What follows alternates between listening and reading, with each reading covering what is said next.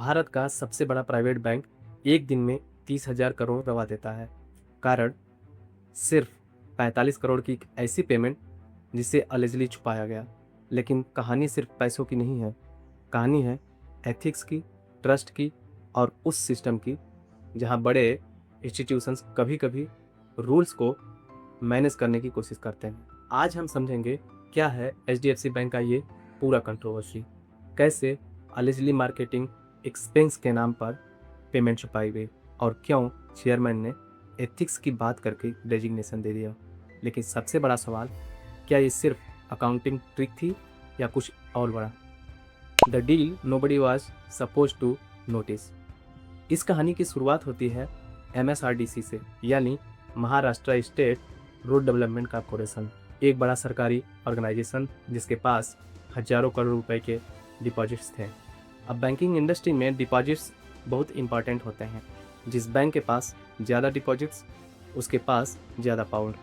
लेकिन यहाँ allegedly competition इतना इंटेंस था कि HDFC बैंक ने MSRDC को अट्रैक्ट करने के लिए एक स्पेशल बेनिफिट दिया। रिपोर्ट्स के मुताबिक जहाँ सामान्य डिपॉजिटर्स को लगभग 3.5 इंटरेस्ट मिलता था, वहीं MSRDC को अलेजली करीब 6% रिटर्न दिया गया। अब सुनने में ये नॉर्मल लग सकता है, लेकिन प्रॉब्लम यहाँ शुरू होती है। RBI गाइडलाइंस के अनुसार बैंक्स ओपनली किसी एक डिपॉजिटर को सीक्रेटली हायर बेनिफिट नहीं दे सकते। तो सवाल ये था, अगर एक्स्ट्रा पैसा दिया गया तो बुक्स में दिखाया कैसे गया? द कैमोफ्लेज, यहीं से कहानी थ्रिलर बन जाती है।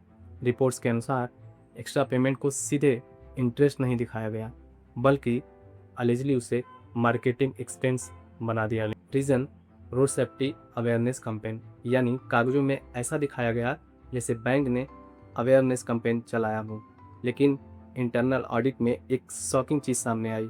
बताया गया कि 45 करोड़ के कई मार्केटिंग प्रूफ्स में एक ही फ़ोटो बार बार इस्तेमाल हुई। इमेजिन करो, एक स्टूडेंट पूरे प्रोजेक्ट में सेम फ़ोटो कॉपी पेस्ट कर दे और रिपोर्ट्स के अनुसार पेमेंट 4 लोकल वेंडर्स के थ्रू रूट किए गए। अब मार्केट को डर क्यों लगा? क्योंकि अगर एलिगेशन सच होते तो इसका मतलब सिर्फ अकाउंटिंग इशू नहीं बल्कि ट्रस्ट इशू था, और बैंकिंग में ट्रस्ट ही सबसे बड़ा एसेट होता है, द एथिक्स बॉम्ब। लेकिन इन्वेस्टर को सबसे बड़ा शॉक तब लगा जब फॉर्मर चेयरमैन अतानु चक्रवर्ती ने रेजिग्नेशन दिया। और रेजिग्नेशन में उन्होंने लिखा कि पिछले कुछ समय में बैंक के अंदर कुछ प्रैक्टिसेस उनकी पर्सनल एथिक्स और वैल्यू से मैच नहीं करती थी। बस यहीं से मार्केट पैनिक शुरू हो गया।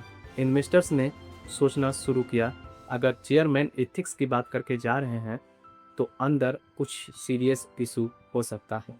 और फिर HDFC बैंक के शेयर्स गिरने लगे। एक दिन में लगभग 30,000 crore market value wipe out हो गई। याद रखिए, स्टॉक मार्केट सिर्फ नंबर्स पर नहीं चलता, मार्केट चलता है ट्रस्ट, कॉन्फिडेंस और परसेप्शन पर। बैंक का जवाब, HDFC बैंक ने इन सभी एलिगेशंस को स्ट्रांगली डिनाई किया। बैंक का कहना है कि रिपोर्ट्स पूरी तरह गलत है और उनके पास स्ट्रॉन्ग इंटरनल मॉनिटरिंग सिस्टम्स हैं। कुछ इंडिपेंडेंट लीगल रिव्यूज में भी रिपोर्टेडली कोई मेजर गवर्नेंस इशू नहीं मिला, यानी अभी तक कुछ ऑफिशियली प्रूवन नहीं हुआ है। और यही इस स्टोरी को इंटरेस्टिंग बनाता है, क्योंकि अभी मामला एलिगेशंस वर्सेस डिनायल के बीच खड़ा है।